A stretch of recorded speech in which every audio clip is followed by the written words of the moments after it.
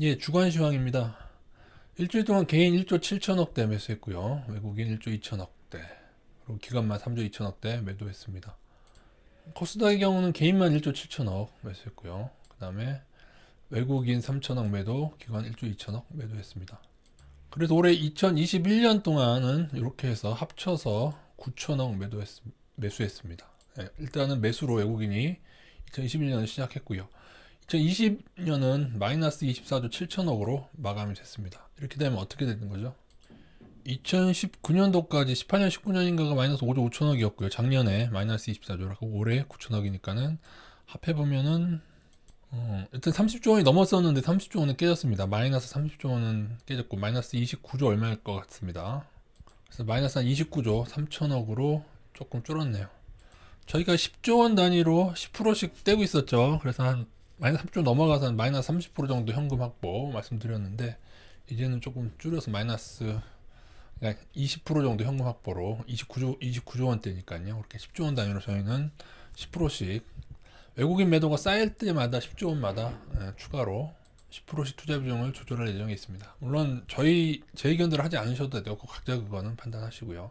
코스피 대거 매수 전환된 것은 금요일이었습니다.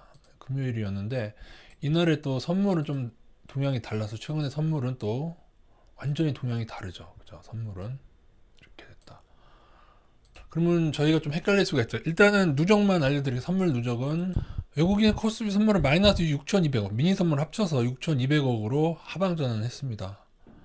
그리고 뭐 옵션은 그냥 큰 건 아닌데 옵션도 풋옵션이 조금 누적으로 많은 상태고요. 콜옵션은 마이너스고 그런 상태고요. 중요하게 생각해야 될 지점이 지금 금요일날 대거 들어온 1조 6천억의 이 매수가 계속 이어질 것인지 아니면은 잠시 이날 지수를 4%가량 엄청나게 급등시켰죠. 이 4% 급등을 만들어내기 위해서 얘네들이 좀 오버를 하면서 선물은 방향 전환을 하는 것인지 이날도 보면은 코스피는 1조 6천억을 매수했지만 선물 6천억을 매도했죠. 그러면 사실 코스피 매수는 선현물 합쳐서는 1조 매수분이 안 되는 거죠. 그죠? 그리고 실질적으로 최근에 거의 2조 원 넘게 코스피 선물을 매도 전환하고 있다는 사실을 잊지 말으셔야 되겠습니다. 그래서 사실 저희 중소형 서비스에서는 투자 비중이 지금 사실은 더 올려야 되는데 조금 천천히 올리기로 했습니다. 선물 때문에. 현재 저희는 투자 비중 한 60% 정도 수준에서 가져가고 있는 60에서 좀 65% 정도 사이 왔다 갔다 하는 것 같은데 한 요 정도 왔다 갔다 요 정도 왔다 갔다 하고 있고 원래는 좀 더 저보다 70%까지 올려야 되는데 차트 기세로 봐서는 이거는 이제 나스닥 인버스 일부 고려해서 그럼 나스닥 들어간 걸 좀 분할로 줄이고 있거든요. 근데 좀 더 줄여야 되는데 조금 천천히 대응하기로 했습니다. 저희는 투자 비중은 80%고 나머지 20% 정도를 2배 인버스와 1배 인버스를 섞어서 이렇게 해서 대략 따져보니까는 한 다운나스닥을 별개로 친다면은 사실은 투자 비중은 65%고요. 어쨌든 60% 언저리입니다. 저희는 왔다 갔다 하는 것 같아요. 나스닥 좀 넘으면 좀 낮을 수도 있고. 어쨌든 인버스 제도는 참 좋은 것 같습니다. 60% 투자 비중이라고 하더라도 그죠? 왜냐면 80% 투자하고 20% 인버스 가져가면은 60% 투자하고 현금 40% 가진 거랑 같죠. 관건은 본인이 가진 종목이 코스피든 코스닥이든 그 지수보다 잘 버티면 됩니다. 그죠? 80% 투자하는 것 중에 잘 잡으면은 인버스 20% 정도는 크게 문제가 없다. 이렇게 보시면 되겠습니다. 늘 말씀드리지만 아무리 안 좋아도 60대 40 정도로 조절하고 계시고요. 나중에 인버스 우위는 잔소리 같지만은 적어도 선물이라도 매도 전환 1조 원, 2조 원, 2조 원 그 기준 1조 원 넘어가면 어떻게 해야 되나? 선물도 1조 원이 한 10% 정도씩 해야 되나요? 그럼 그때 가서 조금 생각해 보도록 하겠습니다. 작년에 줄곧 선물이 상방이었는데 1조 원대 하방을 갔던 적 잠시 갔던 적이 있어요. 1조 그때 얼마였죠? 제 기억이 맞다면 1조 원대 후반 하방을 한번 잠깐 갔다가 매우 짧았고 다시 선물을 대거 순매수해서 살았습니다. 이번에는 만약에 마이너스 1조 원 하방을 넘어서 그게 상당 기간 오래 유지하게 되면은 그때는 조금 다르게 생각할 예정입니다. 왜냐면 이때 너무 짧게 작년에는 잠시 하방을 갔다가 바로 상방이나 중립으로 바로 전환이 됐거든요. 이번에 지금 마이너스 6,000원에서 마이너스 6,000원에서 좀 바로 다시 상방으로 전환될 수도 있고요. 네, 상황 따라서는 지수를 좀 더 올리면서 선물을 하방 전환하지 않겠는가. 얘네들이 만약에 지금 무리하게 끌어올리는 구간이면은 그렇게 생각하고 있습니다. 현재 분위기 봐서는 지금 대형주를 뭐로 올리고 있느냐면 테마로 올리고 있습니다. 전기차 진출한 LG전자에 이어서 현대차조차도 이제 완전 급등 양상을 만들어내고 있죠. 현대차 폭등한 날 매수 주체는 외국인입니다. 외국인이에요. 그냥 보이시죠? 외국인입니다. 느낌만으로 본다면은 좀 정신 없게 만들어서 조금 더 이제 테마주 장세를 이끌어 가지 않겠나 싶고요. 그런 와중에 뭐 주가로 상승되던, 그러니까 지수는 주춤하더라도 일부 종목의 폭등은 계속 만들어낼 것 같아요.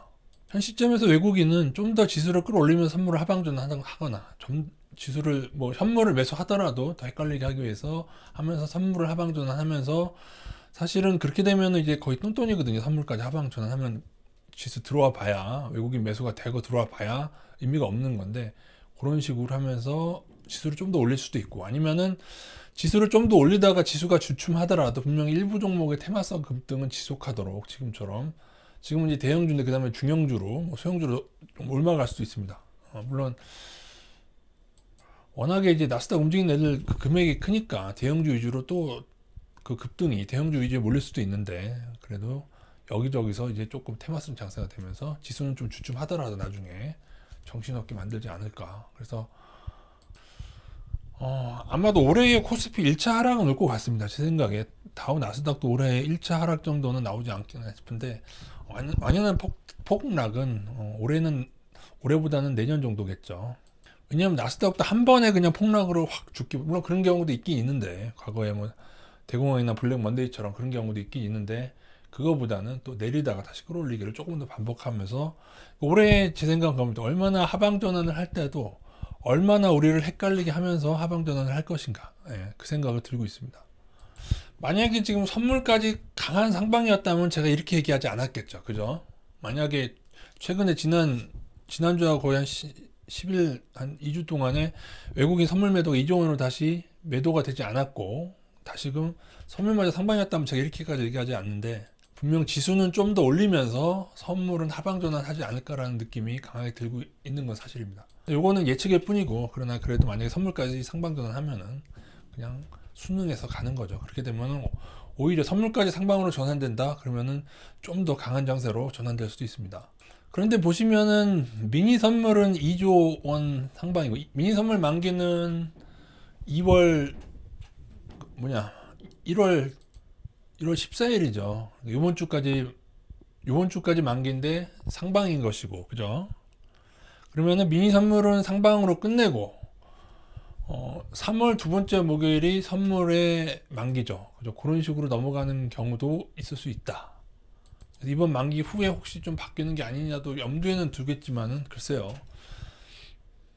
지난 일주일 동안의 외국인 매수 사례는 역시 LG화학이었고요. 현대차 지금 끌어올리면서, 이 현대차조차도 전기차 테마죠. 그죠? LG화학, 현대차조차 전기차 테마. 그죠? 그렇게 보시면 되고, 그외에 카카오, 하이닉스, 네이버, 두산 퓨어셀을 지난 일주일 동안 매수했고요. 특별히 하나 금융지주가 좀 들어와 있네요. KB금융도 들어왔구나 이제. 그죠? 은행주가 제가 꿈틀한다 말씀드렸는데, 후발이 될 수 있으려나 모르겠네요. 그죠? 어차피 지수가 상승하려면 대형주가 같이 매수가 되는 경우가 있는데, 그런 경우는 아닌가. SK텔레콤 보시면은 통신도 3사 중에 대형주 위주로 들어왔잖아요. 약간 지수 견인을 목적으로 이번 주에는 좀 올려붙였다, 그렇게 보시면 될 것 같습니다. 지난 금요일 1조 6천억 매수한 금요일만 보더라도 이렇게 대형주 위주로 하면서, 웬일로 삼성전자 우선주를 외국인이 매수를 했네요. 이렇게 매수를 했다 보시면 되겠습니다. LG전자는 이제 매도 하나 봅니다. 그죠? 매도 하나 봅니다. 외국인 매도가 촉발되면 아마 조금 상승 진행받을 수 있고, LG전자는 글쎄요, 뭐 크게 떨어진다기보다 좀 버틸 수도 있고요. 또 5일선 대응을 하시면 되고, 이제 저희는 이제 적립식 투자하시는 분들이 하고 계실 텐데, 제가 말씀드린 지금 오르는 동안 계속 줄여서 한 절반 정도만 줄이시고, 절반은 그냥 가지고 계시고, 그냥 나머지 적립식 매수할 금액이 아직 많으니까 앞으로도, 그러니까 적립식 투자를 이어가시면 될 것 같습니다.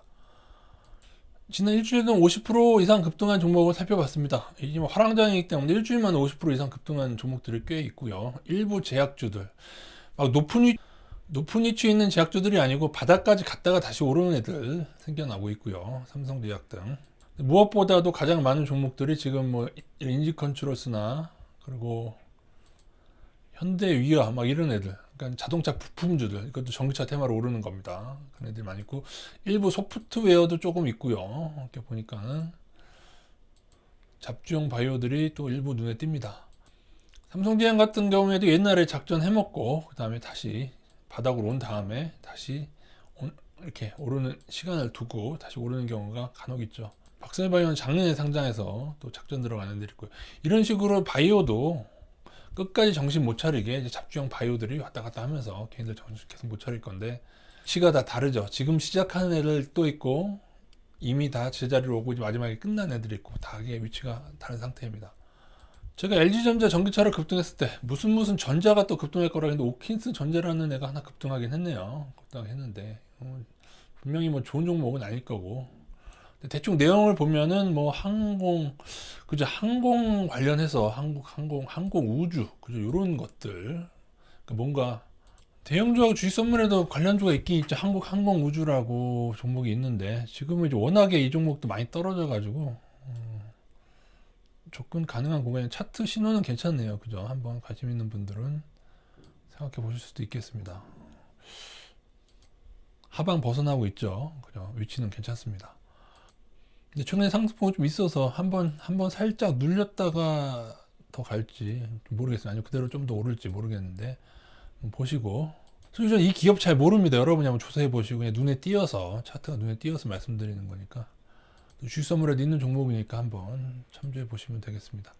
끝까지 시청해 주시는 분 위해서 한 종목 정도 제가 했는데 그 손절을 21선하고 한 60일선 나눠서 하면 될 것 같고요. 60일선, 20일선 못 보시는 분들은 대략적으로 봐도 한 26,000원 부근하고 24,000원 부근이라도 대략적으로 그런 식으로 잡아서라도 손절 대응하시면 낫겠습니다.